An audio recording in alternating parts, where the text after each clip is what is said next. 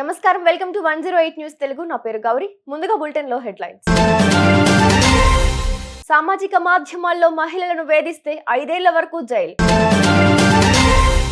తప్పుదోవ పట్టించే ప్రకటనలు. 45 కోచింగ్ సెంటర్లపై కేంద్రం కఠిన చర్యలు.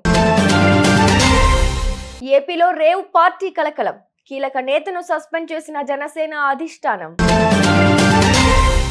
నేడు భారత్ వెస్టిండీస్ మహిళల జట్ల 3వ టీ20.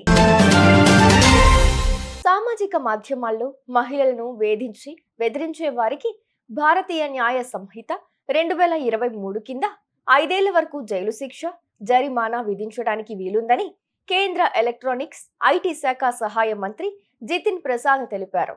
ఈ అంశంపై లోక్సభలో ఏలూరు టీడీపీ ఎంపీ పుట్టా మహేష్ కుమార్ అడిగిన ప్రశ్నకు ఆయన బదులిచ్చారు.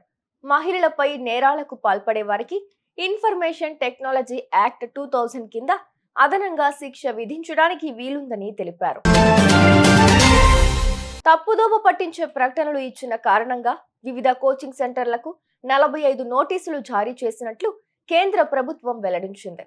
అలాగే 19 ఇన్స్టిట్యూట్లకు 61.6 లక్షల జరిమానా విధించినట్లు తెలిపింది.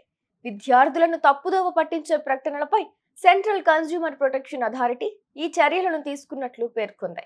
కేంద్ర వినియోగదారుల వ్యవహారాల సహాయ మంత్రి బిఎల్ వర్మ రాజ్యసభలో లిఖిత పూర్వక సమాధానమిచ్చారు. రాష్ట్రంలో రేవ్ పార్టీ కలకలం రేపింది.